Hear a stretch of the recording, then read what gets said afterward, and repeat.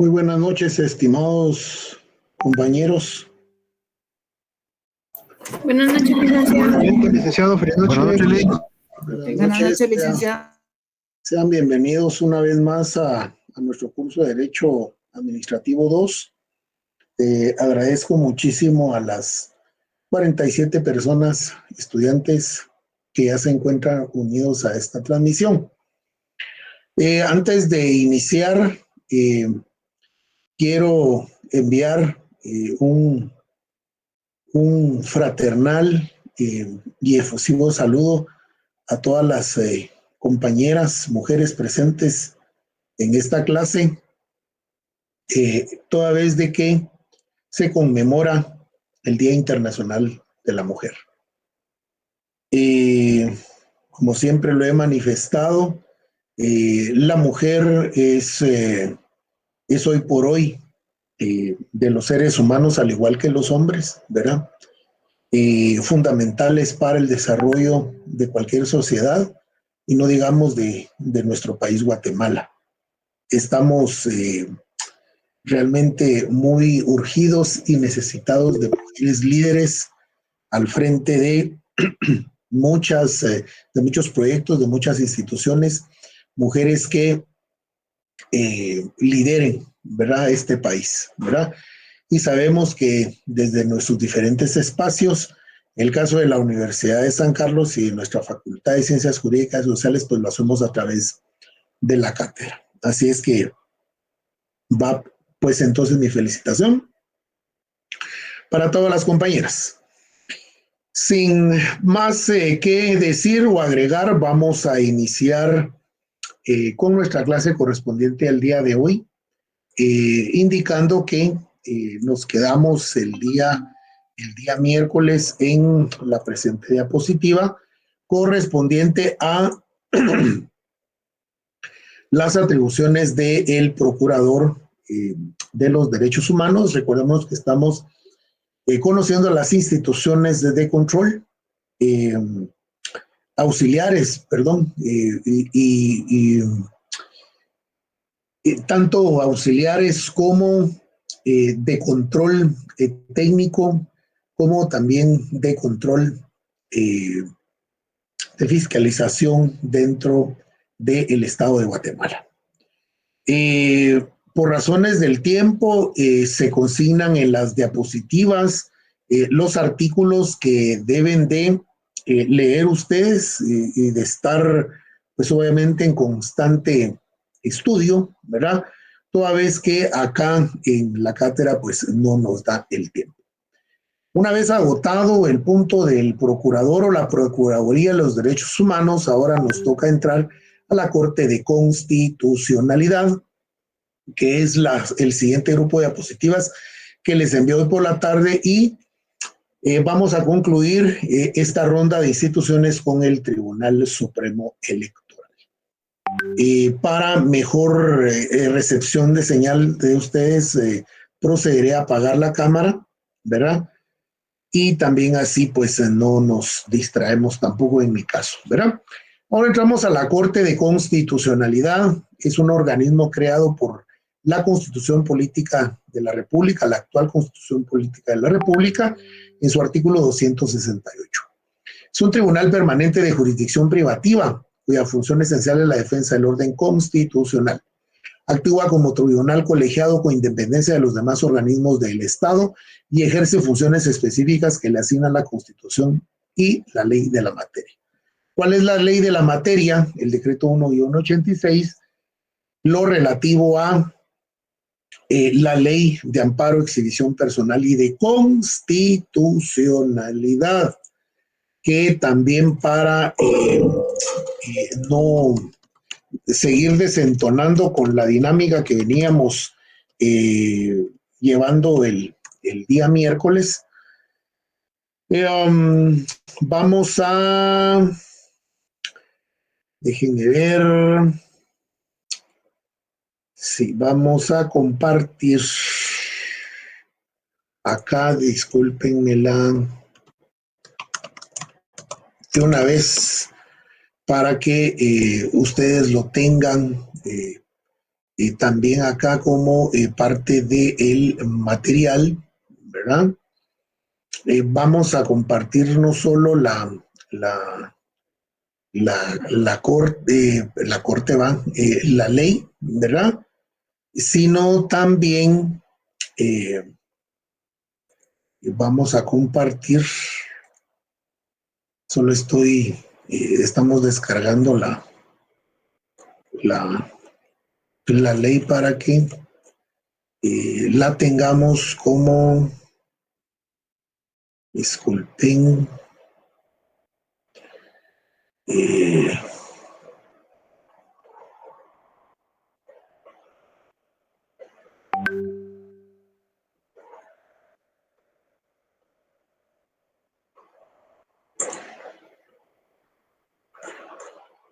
vamos a ver.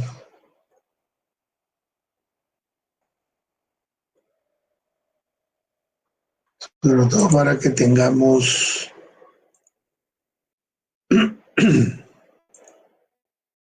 una bonita edición también para que ustedes la puedan tener acá.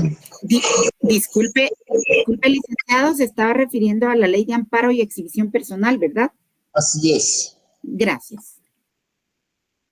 Sí, así es. Como existen diferentes versiones, ediciones, ¿verdad? Sobre todo esto es para que también ustedes, no solo aparte de tenerla, sino que también puedan ahorrarse, aunque igual les dije a ustedes, ¿verdad? Que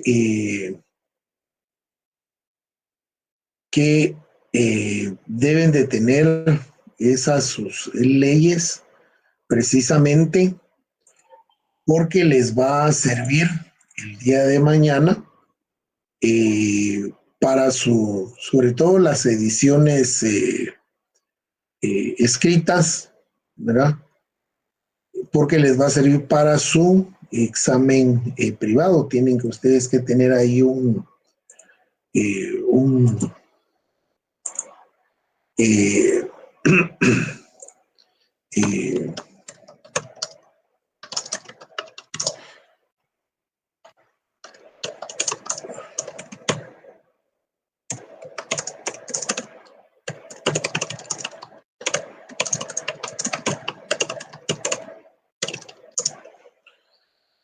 deben de tener un manejo ustedes de sus leyes, ¿verdad? Ya está compartido ahí en el Classroom. Muy bien, la integración de la Corte de Constitucionalidad está integrada por 5 magistrados titulares, 5 magistrados suplentes en el caso de conocimiento de constitucionales en contra de la Corte Suprema de Justicia, Congreso de la República, el presidente de la República y el vicepresidente. El número aumenta a 7 y se designa por sorteo entre los suplentes quienes van a conocer, ¿verdad? Esos serán los únicos casos para el efecto de que entonces se eleve el número a 7 magistrados. La designación de los magistrados de la Corte de Constitucionalidad, de conformidad con la ley en la materia, se designa un titular y un suplente por el Pleno del Congreso de la República. Actualmente las últimas designaciones han prácticamente hecho la convocatoria abierta y entonces todos los candidatos que puedan llenar las calidades para ser representante del Congreso de la República ante la Corte Constitucional pues participan. Asimismo han habido designaciones por parte del mismo organismo legislativo de diputados que llenan las calidades. Han sido el caso del ex magistrado y ex diputado y que fue también presidente de la República, ¿verdad? El actual Maldonado Aguirre, perdón, y también uno de los actuales magistrados suplentes fue electo de la legislatura pasada, el licenciado y magistrado suplente Rosales, ¿verdad? Es decir, cualquiera de las formas, ¿verdad? Ha utilizado el Congreso de la República para poder designar no solo al titular, sino al suplente. Un titular y un suplente por el Pleno de Magistrados de la Corte Suprema de Justicia, que también a veces han designado a magistrados como también ha sido el caso de varios designados por la Corte Suprema de Justicia o que son magistrados de la Sala de la Corte de Apelaciones. La Corte Suprema de Justicia en ese sentido se ha sido bastante celosa de no abrir la convocatoria, sino que deciden prácticamente entre ellos mismos quién va a representar a ese organismo ante la Corte de Constitucionalidad. Un titular y un suplente por el presidente de la República en Consejo de Ministros de Estado. En aras de la transparencia, pues se ha querido también implementar el proceso de convocatoria en la presidencia de la República. Sin embargo, no, como la ley no especifica que tenga que ser así, entonces regularmente se designa a quien esté, o más cercano al presidente de la República y sea un funcionario de confianza de este que reúna las calidades como lo es la actual representante de ese organismo, la magistrada Leila Lemos, quien a su vez era secretaria general de la presidencia de la República. Y también me viene a la mente cuando el expresidente Alfonso Portillo y también el ex secretario general de la presidencia fue designado para llegar a ese alto organismo de Estado. Es decir, así es como prácticamente han ido las designaciones de estos magistrados ante esta alta corte. Un titular y un suplente por el Consejo Superior Universitario de la Universidad de San Carlos de Guatemala, en donde al final sí es de los procesos más transparentes, inclusive de tipo concurso, ¿verdad? Porque se ha convocado y el Consejo Superior Universitario en ese sentido sí ha respetado mucho la postulación y las candidaturas de profesores de nuestra facultad para que sean designados entonces magistrados de la Corte de Constitucionalidad, tanto titulares como suplente. Es el caso del actual magistrado que representa al Consejo Superior Universitario, ¿verdad? Que es profesor de nuestra Facultad de Derecho Penal, ¿verdad? Y de último está un titular y un suplente por la Asamblea del Colegio de Abogados y Notarios de Guatemala, en donde sí es un verdadero proceso electoral, porque allá se postulan por planillas, tanto el titular como el suplente, y se lleva a cabo un proceso electoral gremial donde se nos convoca a todos los agremiados al colegio y es todo un día entero y completo la elección y posteriormente inclusive siempre se va a segunda vuelta con las planillas que han obtenido la mayor cantidad de votos. De manera pues de que esa ha sido la dinámica y la tónica como se han designado a los titulares y suplentes ante esta alta corte, considerados por algunos eruditos en la materia que es una corte corporativista, ¿verdad? Porque pues prácticamente es designado por varias entidades del Estado, ¿verdad? Y como consecuencia, pues se llega a ejercer esa judicatura. Sin embargo, también otra de las críticas muy fuertes para esta alta corte es el hecho de que son solo 5 magistrados titulares que en su mayoría conocen de las mayoría de acciones, porque en su caso pues son inconstitucionalidades en caso concreto, en caso parcial, ¿verdad?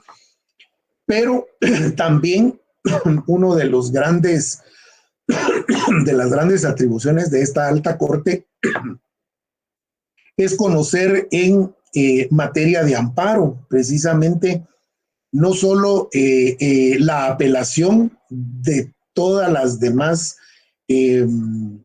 tribunales jurisdiccionales que se constituyen en Tribunal de Amparo, y es esta Corte la que conoce desde los juzgados de paz que se puedan constituir en tribunales extraordinarios de amparo, juzgados de primera instancia, pasando por salas y la misma Corte Suprema de Justicia, ¿verdad?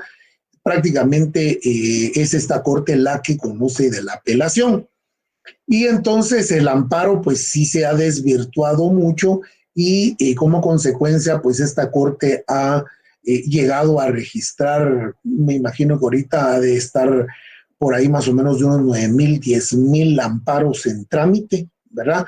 Lo que obviamente significa que sea prácticamente una Corte amparista, ¿verdad? Y entonces, en tanto no se modifique la ley para no hacer mal uso del amparo, porque prácticamente todo se vuelve constitucional, ¿verdad? Es decir, prácticamente como último recurso todo va en acción de amparo a dar a la Corte de Constitucionalidad. Lo que para algunos el decir es el hecho de que inclusive los fallos que en materia de casación, ¿verdad?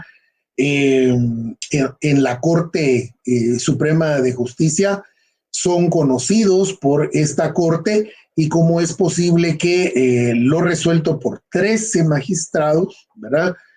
Pueda ser en dado caso enmendado, ¿verdad? O resuelto sin lugar, ¿verdad?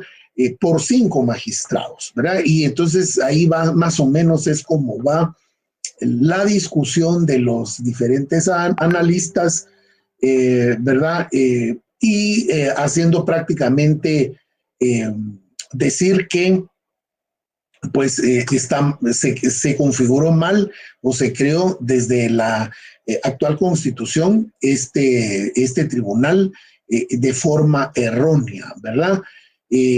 Han habido diferentes gestiones de magistraturas en donde inclusive se han extralimitado en sus funciones y han caído en el plan, por ejemplo, de abrogarse atribuciones, por ejemplo, legislativas, ¿verdad? Es decir, desde ejercer la magistratura de la Corte de Constitucionalidad, le han mandado a enmendar los procesos al Congreso de la República. Recordémonos que para los 3 organismos de Estado, prácticamente esta Corte es la que le enmienda la plana. Pero así la situación, ¿verdad?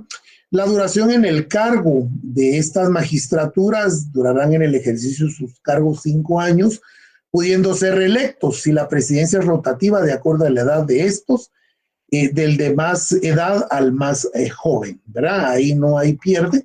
Y entonces el que tenga más edad empezará a ejercer la presidencia, así sucesivamente. ¿Cuáles son los requisitos para ser magistrado de la Corte de Constitucionalidad? Ser guatemalteco de origen, ser abogado colegiado activo, ser de reconocida honorabilidad, tener por lo menos 15 años de graduación profesional desde el momento en que el profesional obtuvo sus títulos profesionales de abogado y notario. Se sigue conservando esos mismos requisitos para poder ser magistrado de la Corte Suprema de Justicia, magistrado de la Corte del Tribunal Supremo Electoral, para ser fiscal general, para ser procurador general de la Nación, para ser procurador de los derechos humanos. Y así es como estaríamos terminando este primer grupo de láminas, y entonces entramos al segundo que les compartí hoy por la tarde, ¿verdad? Y vamos a ahorita hacer la carga de esta presentación para que entonces la tengamos a la vista.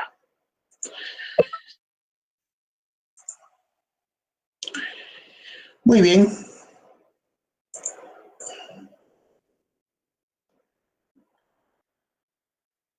Seguimos entonces con el tema de la Corte de Constitucionalidad. ¿Cuáles son las funciones y la competencia de la Corte de Constitucionalidad? Tiene como función esencial la defensa del orden constitucional. Por eso les decía yo que todo prácticamente en esta Corte se vuelve constitucional. Y entre otras tenemos el conocimiento de la acción de inconstitucionalidad en única instancia, el conocimiento de amparo interpuesto en contra del Congreso de la República, la Corte Suprema de Justicia, el presidente y vicepresidente de la República. Y ahorita, por ejemplo, estamos viendo cómo desde el Congreso se ha instaurado una batalla campal ante esta Corte con relación a todas las resoluciones últimas y decisiones administrativas que ha estado tomando la actual Junta Directiva del Congreso por parte de la oposición, que ahora es el partido Vamos, ¿verdad? Y han estado planteando las acciones de amparo, que obviamente le asiste de conformidad con el derecho y la ha estado enmendando prácticamente en la plana a la actual Junta Directiva del Congreso. También es un órgano de consulta de los organismos de Estado sobre la inconstitucionalidad de tratados y convenios y de proyectos de ley. Es decir, los presidentes de los organismos de Estado tienen esa facultad desde la ley de constitucionalidad para hacer este tipo de consultas ante esta alta corte.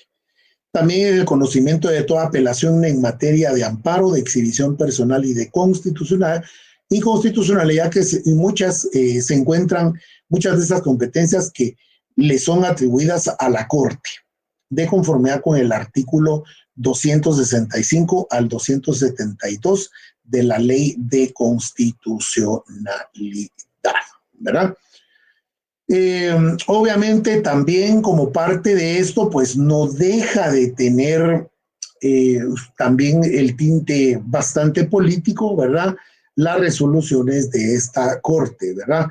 Por lo que va a depender de la integración de las mismas y de lo que prácticamente los organismos de Estado estén viviendo en su momento coyuntural.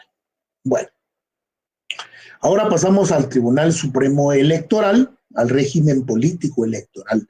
Según el artículo 223 constitucional, libertad de formación y funcionamiento de las organizaciones políticas. Todo lo relativo al ejercicio del sufragio, los derechos políticos, las organizaciones y la ley de constitucionalidad de la materia.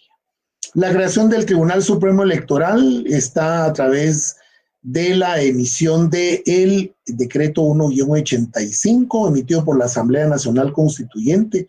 Es una de las 5 leyes de orden constitucional,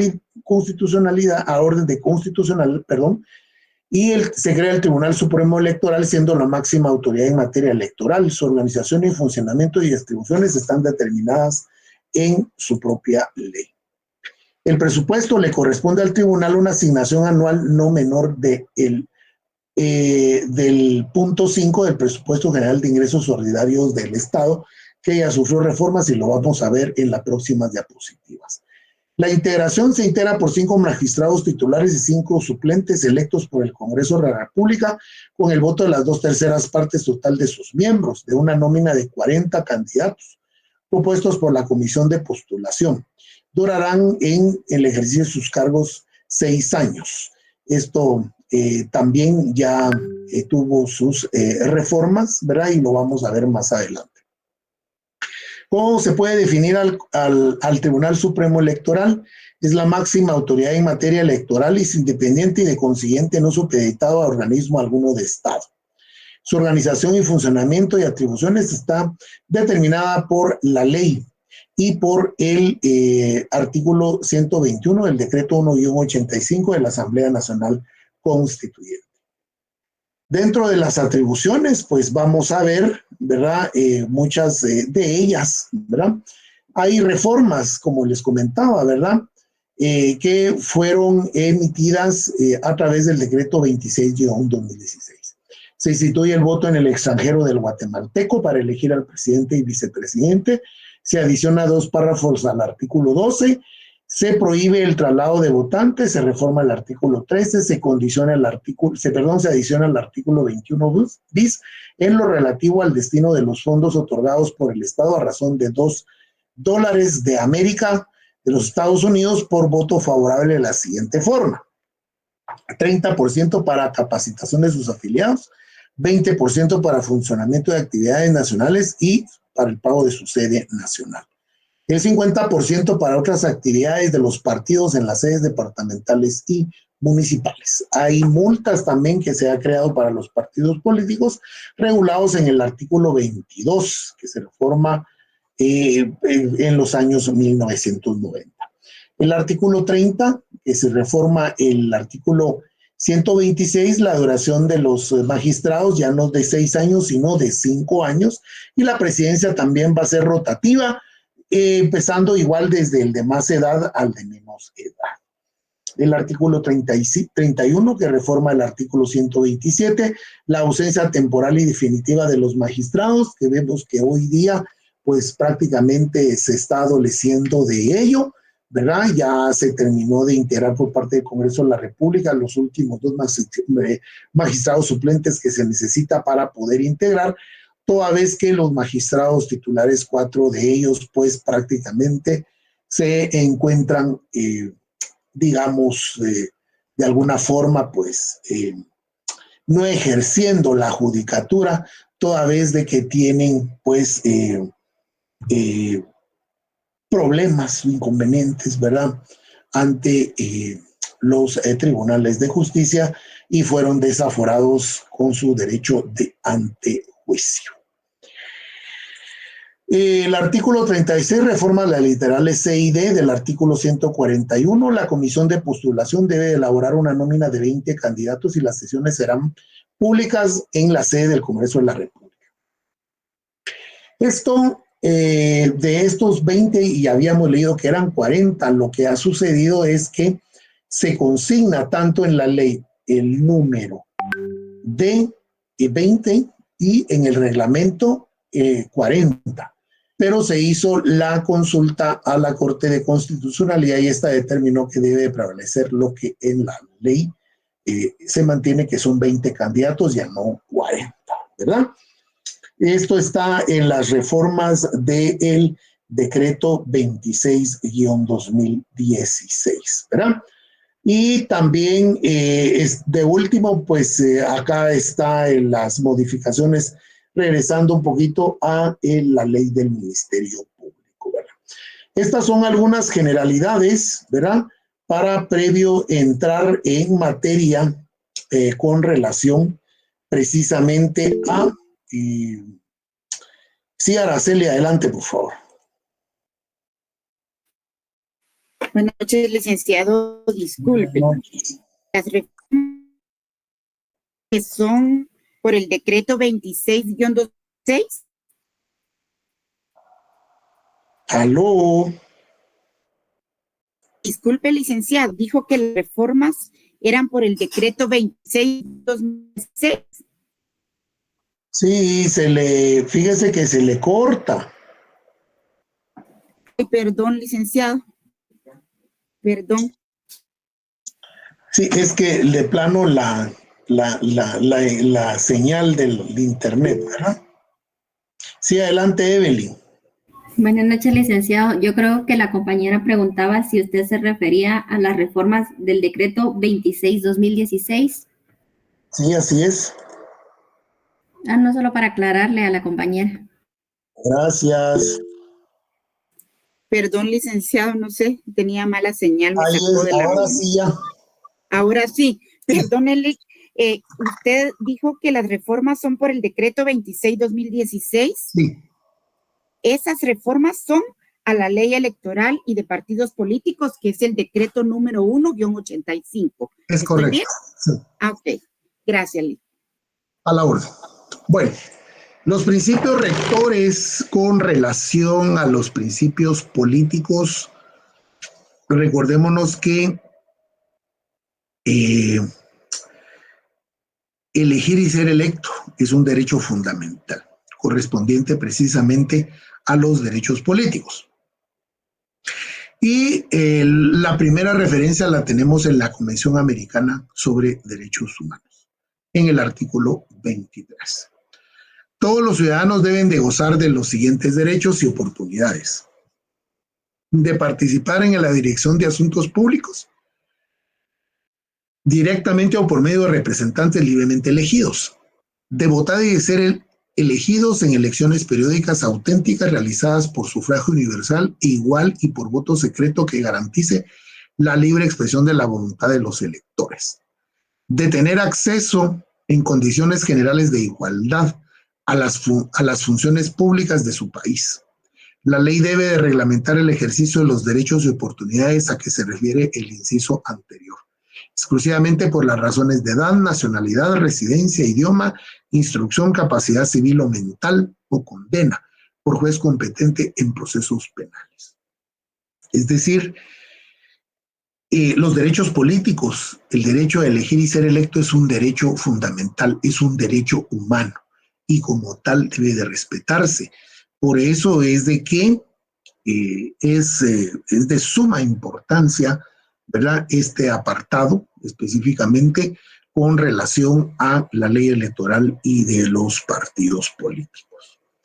Luego tenemos nuestra Constitución Política de la República, aprobada por la Asamblea Nacional Constituyente de 1985, en relación al capítulo 3, deberes y derechos cívicos políticos. La primera referencia la tenemos en el artículo 135, deberes y derechos políticos. Servir a la patria, cumplir y velar porque se cumpla la Constitución Política de la República. Y en ese sentido, pues todos estamos llamados a la observancia de su cumplimiento y si estamos ejerciendo función pública, pues a cumplirla.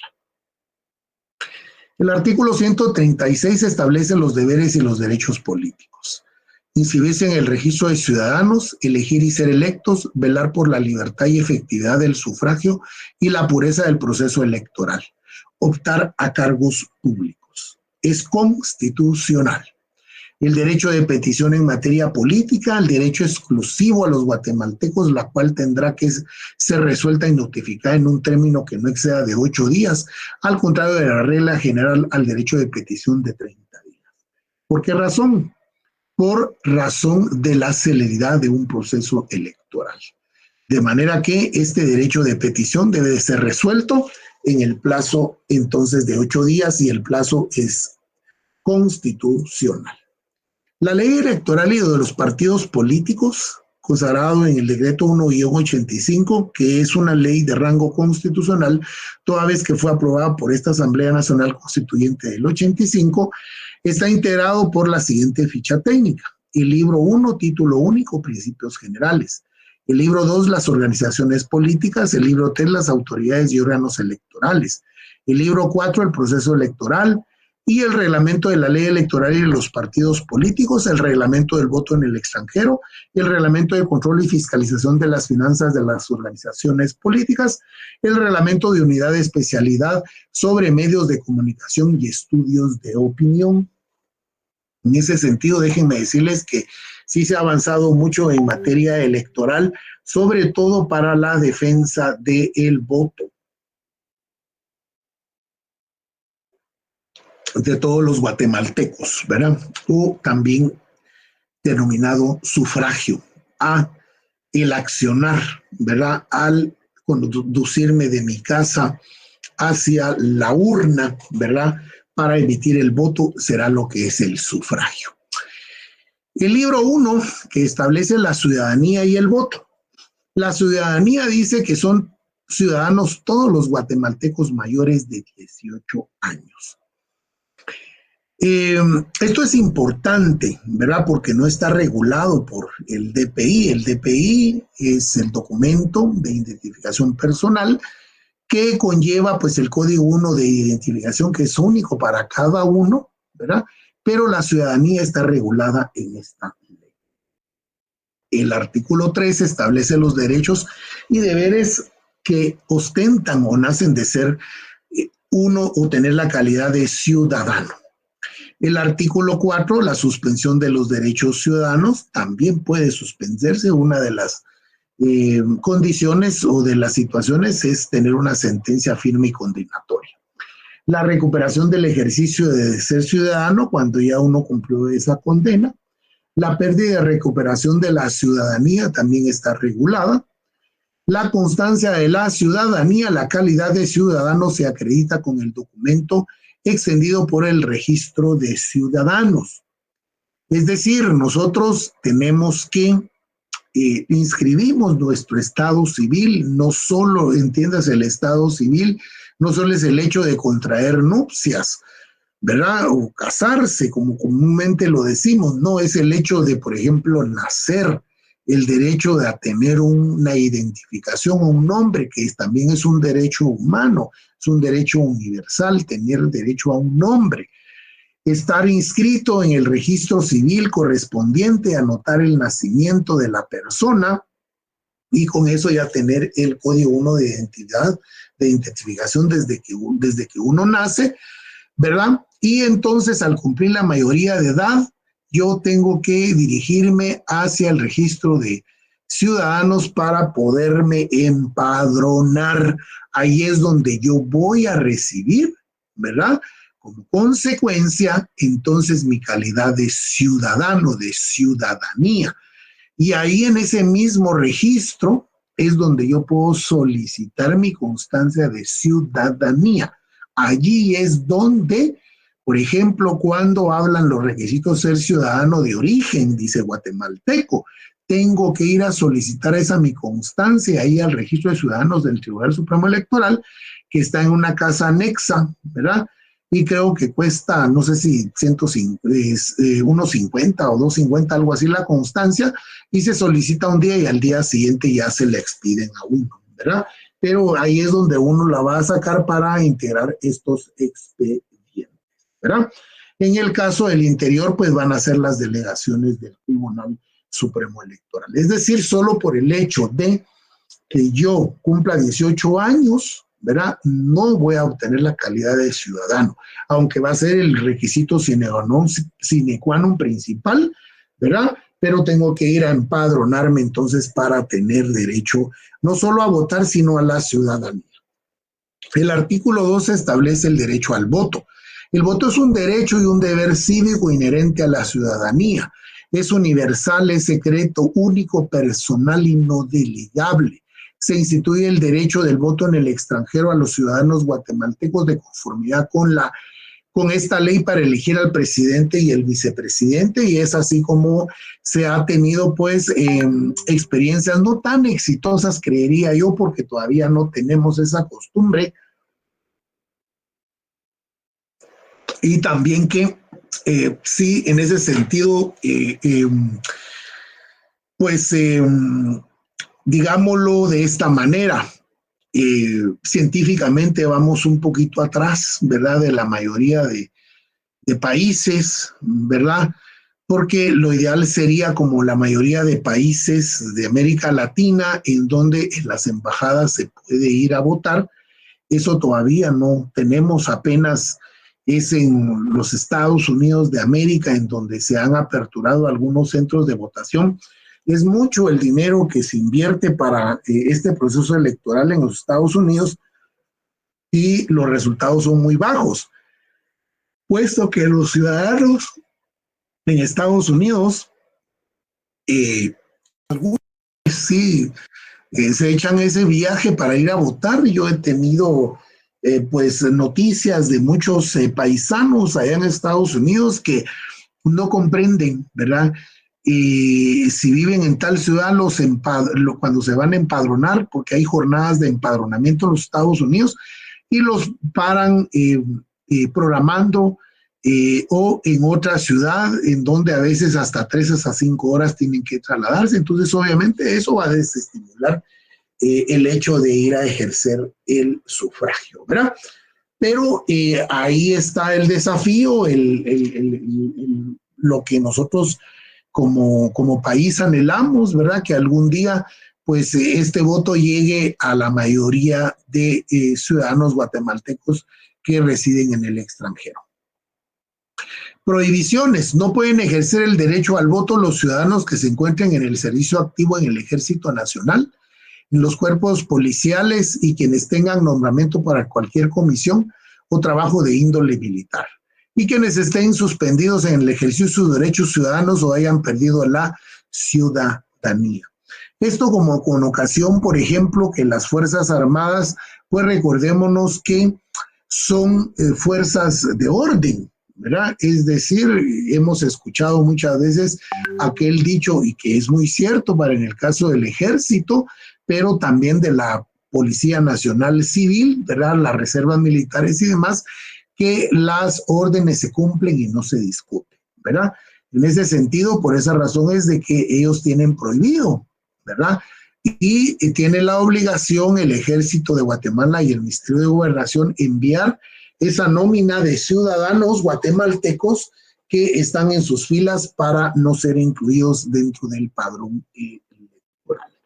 Y en el caso, pues obviamente, quienes estén suspendidos de sus derechos ciudadanos, civiles y políticos, en las sentencias del orden penal se hace constar o que se haya perdido la ciudadanía como con ocasión de aceptar otra ciudadanía, ¿verdad?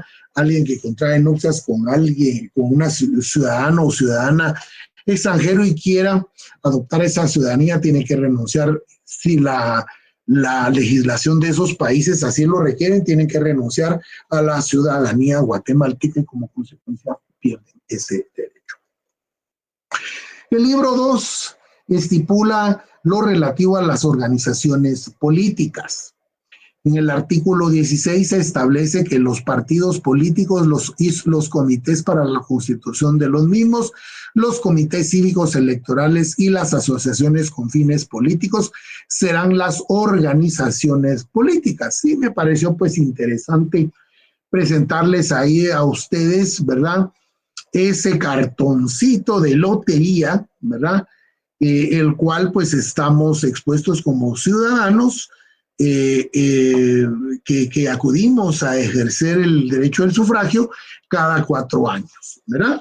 De aquí podemos ver, por ejemplo, creo que es el Partido Azul el primero, el Bien, Cabal, creo, FSN Nación que desapareció, el MLP que también desapareció, Unionista que todavía anda vivo por ahí, nosotros también, Humanista que desapareció, PAN desapareció también, Semilla ya sabemos cómo está, WINAC todavía vive ahí con un voto, Podemos que desapareció, es el del lapicito que también desapareció antes de, ¿verdad?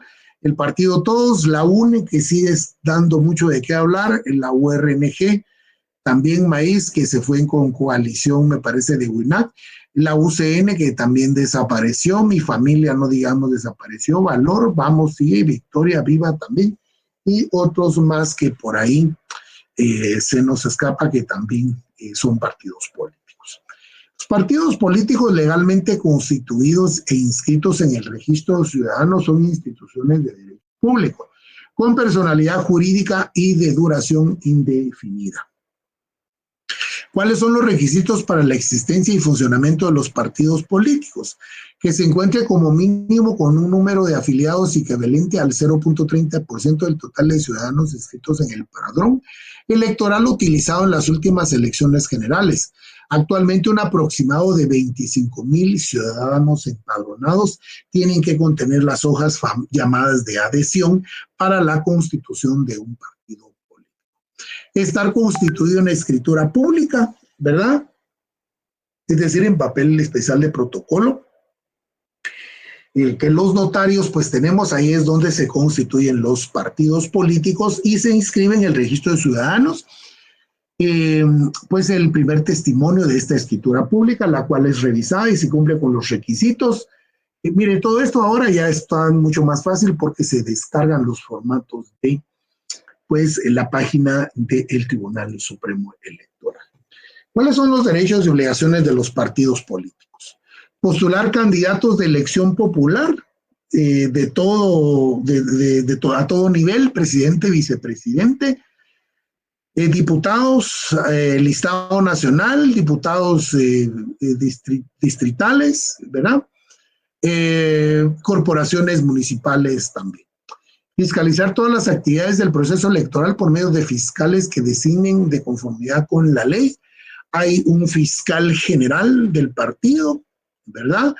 Hay un fiscal suplente, hay fiscales departamentales y hay fiscales municipales y fiscales de juntas electorales y fiscales de mesas de recepción de votos.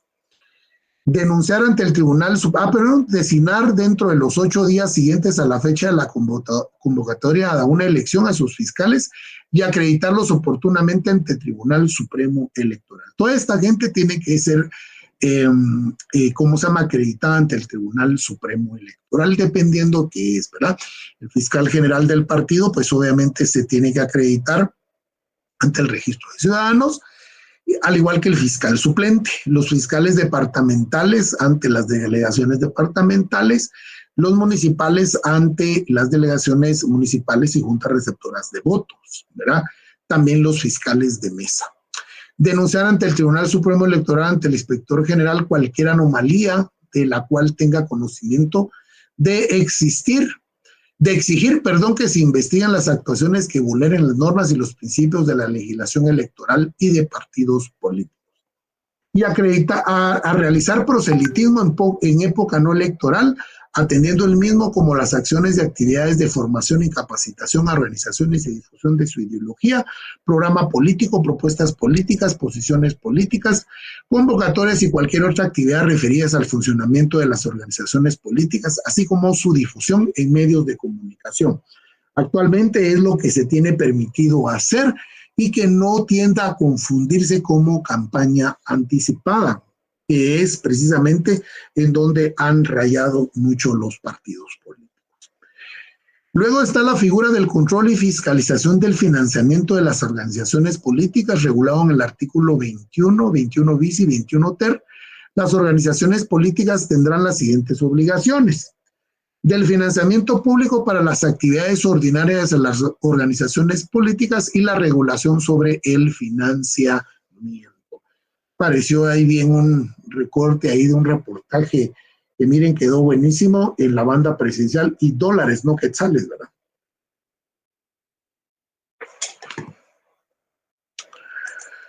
Los órganos de los partidos políticos. El artículo 24, la estructura organizativa.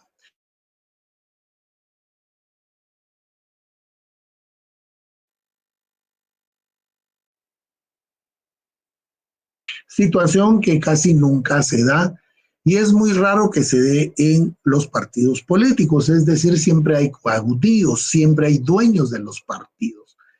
Y pues prácticamente el que tenga más plata es el que va a instrumentalizar toda esta parte jurídica, la que estoy explicando. Como consiguiente, pues se empiezan a adherir a las personas, se les regala una su gorrita, una su playera, mire, firme aquí, firme allá, se les regala una su lámina, etcétera y demás, ¿verdad? Y así es como se van constituyendo los partidos y al final se tienen que hacer unas asambleas en donde asisten prácticamente los supervisores del Tribunal Supremo Electoral, pero ya todo está cocinado. Las organizaciones, los órganos departamentales, la Asamblea Departamental y el Ejecutivo Departamental. Los órganos municipales, la Asamblea Municipal y el Comité Ejecutivo Municipal. También está la figura de los comités cívicos electorales, regulados en el artículo 97. Definición de comités. Los comités cívicos electorales son organizaciones políticas de carácter temporal que representan sectores sociales y corrientes de opinión y pensamiento político que postulan candidatos a cargos de elección popular para integrar corporaciones municipales.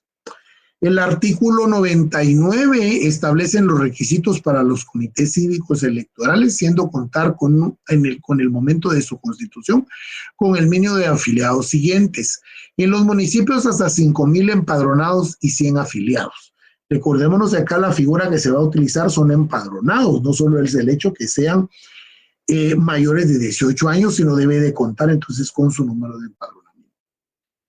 En municipios que cuenten entre 5,001 a 10,000 empadronados y 200 afiliados, y así sucesivamente va creciendo el número. Hacer constar su constitución en un acta suscrita por el número de afiliados requeridos por la ley, la cual deberá ser presentada ante la delegación departamental o subdelegación municipal del registro de ciudadanos, según sea el caso, para el caso de los comités cívicos. También está la figura de las asociaciones con fines políticos. regulado en el artículo 115. Las asociaciones con fines de cultura y formación política son organizaciones de duración indefinida, que sin ser partido político o comité cívico electoral, tienen como finalidad esencial el conocimiento, estudio y análisis de la problemática, ¿verdad? Para ellos tenemos entonces algunas símbolos, ¿verdad? De estas asociaciones, ¿verdad? La legalización de organizaciones con fines políticos indebidamente legalizados y legalizados de aquellas que lo soliciten, que cumplen con la ley de partidos políticos, reuniones públicas y manifestaciones, y ahí tenemos pues algunas de las símbolos que identifican a estas asociaciones con fines políticos. Las autoridades y órganos electorales del Tribunal Supremo Electoral es la máxima autoridad en materia electoral, es independiente y de consiguiente no supeditado a organismo alguno del Estado. Su organización y funcionamiento y atribuciones están determinadas por la ley. El presupuesto corresponde al Tribunal Supremo Electoral, eso sí no ha variado, el 0.05% del presupuesto. Sin embargo, para épocas electorales siempre suele inyectársele más, como en el caso del último proceso electoral, que se le dio una ampliación desde el Congreso de la República a razón de 600 millones de quetzales más a su presupuesto. La integración, el Tribunal Supremo Electoral se integra con 5 magistrados titulares y con 5 magistrados suplentes, electos por el Congreso de la República con el voto favorable de las 2/3 partes del total de sus miembros, de una nómina de 40, de 20 candidatos propuestos por la Comisión de Postulación, que durarán en el ejercicio de sus cargos 5 años, no 6. La Comisión de Postulación, el artículo 136 establece que la Comisión de Postulación para elegir esta nómina de 20 está integrado por el rector de la Universidad de San Carlos, quien la preside. Vean entonces la importancia de ser rector de nuestra alma mater. Un representante de los rectores de las universidades privadas. Un representante del Colegio de Abogados de Guatemala electo en la Asamblea General. El decano de las Facultades de Ciencias Jurídicas y Sociales de la Universidad de San Carlos y un representante de todos los decanos de la Facultad de Ciencias Jurídicas y Sociales de las universidades privadas. Hay otros funcionarios del Tribunal Supremo Electoral, siendo el inspector del Tribunal Supremo Electoral, el auditor, el de contabilidad, y yo también consignaría acá el secretario general del Tribunal Supremo. Los órganos electorales que constituyen el Tribunal Supremo Electoral tenemos el registro de ciudadanos, las juntas electorales departamentales, las juntas electorales municipales y las juntas receptoras de votos, que para el efecto pues se constituyen en órganos, ¿verdad?, administrativos temporales durante el proceso electoral. Por eso son órganos electorales. Y por último tenemos el proceso electoral. El proceso electoral se inicia con la convocatoria de elecciones y termina al ser declarado su conclusión por el Tribunal Supremo Electoral. Durante el proceso electoral, en lo relativo a esta materia, todos los días y horas se reputan hábiles. El artículo 196 está regulado de la convocatoria, el 197 requisitos de convocatorias y en el 198 el hecho del sufragio, que es el derecho que le asiste a un ciudadano debidamente empadronado para acudir a las urnas y manifestar su voluntad mediante el voto, sea una elección a cargos públicos o una consulta popular, como lo ha sido el hecho, por ejemplo, de la última consulta popular realizada en 1993, me parece, cuando se dio el serranazo, y entonces al asumir Ramiro de León Carpio, que en paz descanse, pues él llamó a consulta popular y para poder reformar algunos artículos constitucionales. La otra fue a través del referéndum o la consulta popular sobre si como ciudadanos guatemaltecos estábamos de acuerdo al sometimiento del referendo territorial ante la Corte Internacional de Justicia de la Haya, ¿verdad?, en Holanda, ¿verdad?, con la disputa del territorio que se tiene con la República de Belice. las clases de comicios y la integración del Congreso de la República. Y así sucesivamente vamos a ir encontrando otras figuras más. Estos solo son generalidades de lo que tiene, por eso el nombre de la presentación, ¿verdad? Generalidades de la ley electoral y de los partidos políticos. Muy bien, un poco apresurado. Ahorita estaríamos en la fase entonces de preguntas y de respuestas, si es que las hubiera, ¿verdad?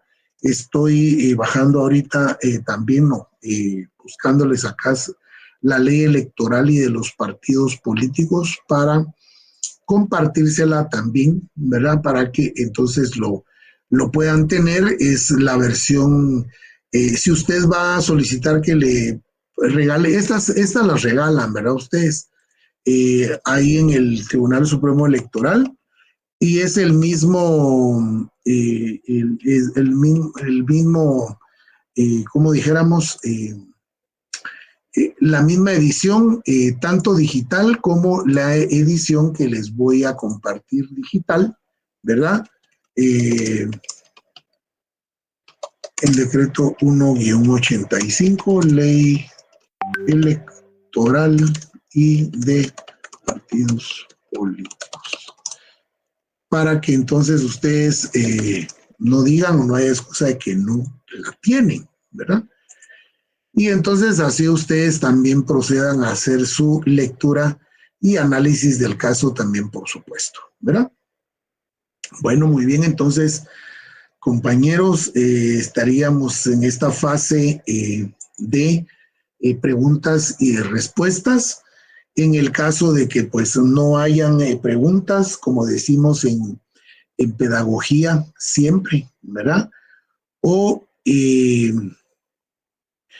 todo está suficientemente claro o no se entendió, ¿verdad?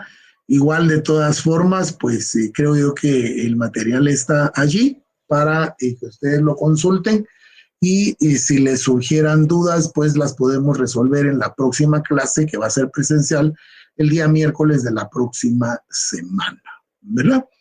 El fin de semana, les prometo, el domingo a más tardar se les va a estar publicando sus notas de primer parcial para que entonces entre lunes, martes y miércoles de la próxima semana ustedes puedan enviar sus correos electrónicos para su revisión de nota, ¿verdad? Porque tienen ese derecho que les asiste. Bueno, entonces, no habiendo preguntas sobre el tapete, estaríamos dando por culminada la clase del día de hoy, siendo las 20 horas en punto. Yo agradezco muchísimo a las 81 personas que estuvieron adheridas y conectadas a esta transmisión y a este Classroom, y entonces nos vemos la próxima semana, el día miércoles, allá en nuestra clase presencial. Que gracias, descansen. licenciado.